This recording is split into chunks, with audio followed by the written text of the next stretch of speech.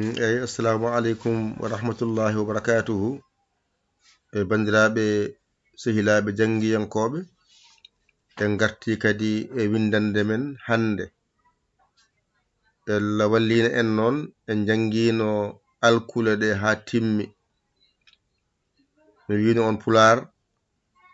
alkule muɗum e masɗe mum foof so rendi ko 32 hawri net Allah walli on fof on jangi joni noon gonɗon ko wadde ekko bindol holno gandirten masɗe sabu on kolla masɗe ɗe gotal fooɗani ɗiɗi woni pooɗoje wadde koye haala ma teskoroɗa an bindowo bisimillah naten jangde meɗen payen alluwal bisimillah alluwal men nani gaden kuɗol men nani gaden ɓalewol nani e aɗa gandi en jangino so waɗi dani yenne ko ba so waɗi dani yenne ko ba mbiɗen goo ba ba ba ba ba ba ba ba ɗum ɗo fof ko ba joni noon ko ɗo woni cirnongal ba ba bi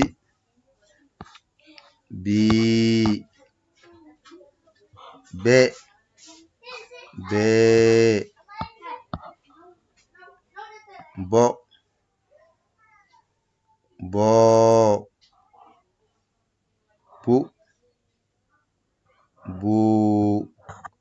ko ɗo kanɗon ɗum ɗo janguno ɗon hande noon eɗen bencita ɗo ko ba adi arde nde masgal rewi hen joni noon hande momtaɗo taw ɗo ɗiggino a jangguino ba ba bi bi be be bo bo bu bu ɗiggi wona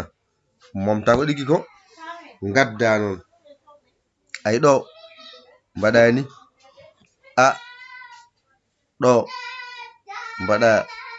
i ɗo mbaɗa e ɗo mbaɗa o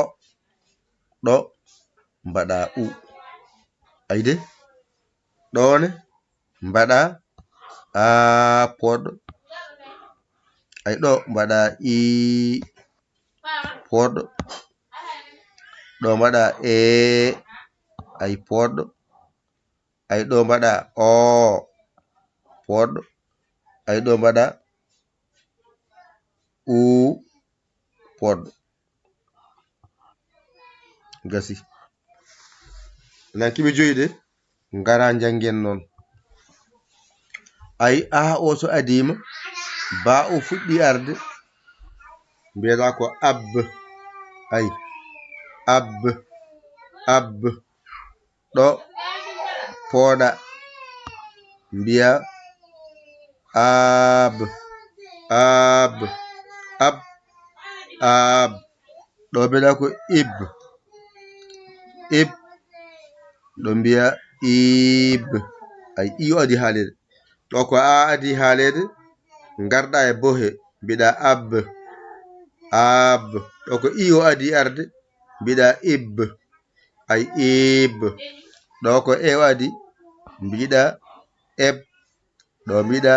eb ay eb ɗo mbiɗa ob ɗo mbiɗa ob ay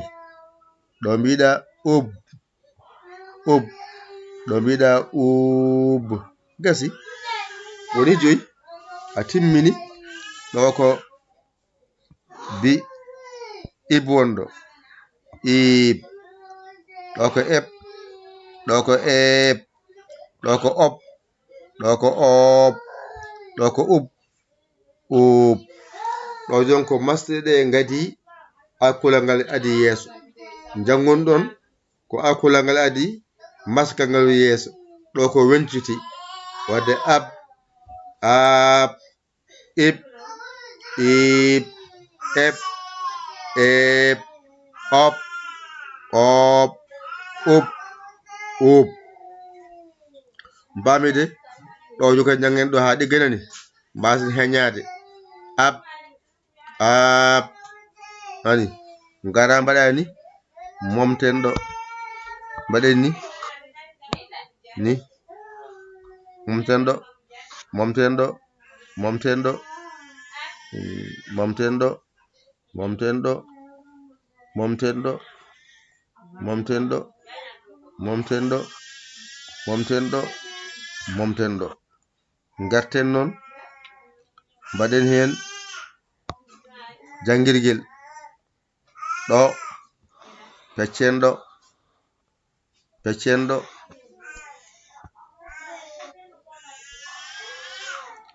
peccen ɗo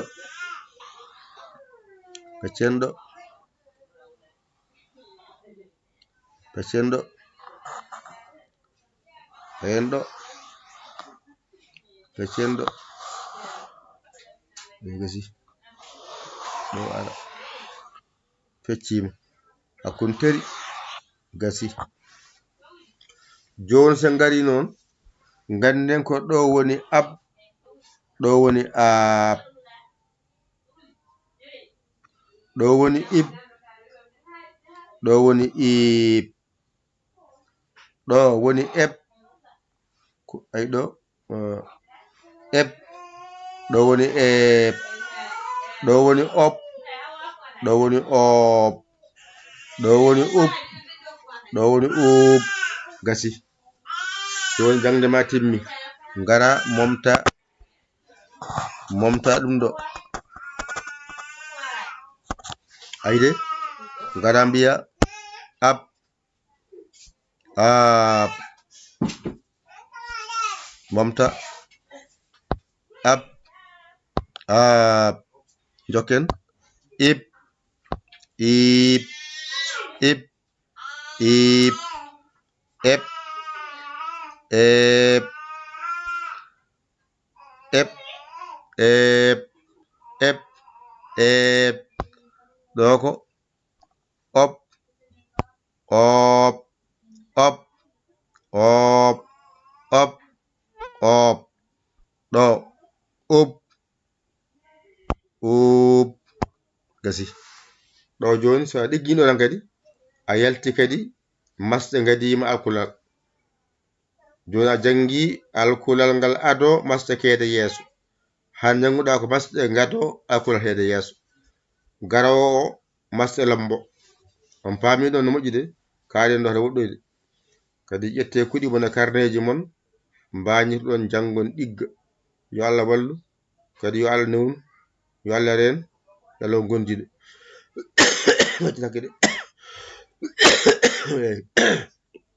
yo ha ɗo kadi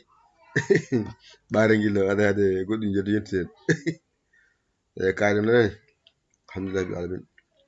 ƴette kuɗi mon e karneji mon mbañirɗon jangon ɗigga, mbañirɗon jangon ɗigga, mbañirɗon jangon ɗigga.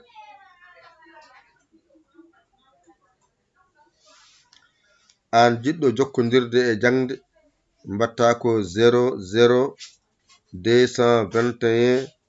77 906 14 81 mbaɗa yaya mbaɗa li jiya wasabo ngara karanɗa sarɗiji jangde jaɓa nana naata a haranama a jaɓani gaccuma ndeeƴa. Onon wonɓe hemɓe mbaɗe hen balle moɗon, onon jangoɓe hemɓe kalɗo mbaɗon wonde mbaɗe hen balle moɗon e jingere moɗon balle jingue tan mbimi on mbawen jangude. Yo Allah wallu yo Allah newnu yo Allah reen yo Allah on gondiɗo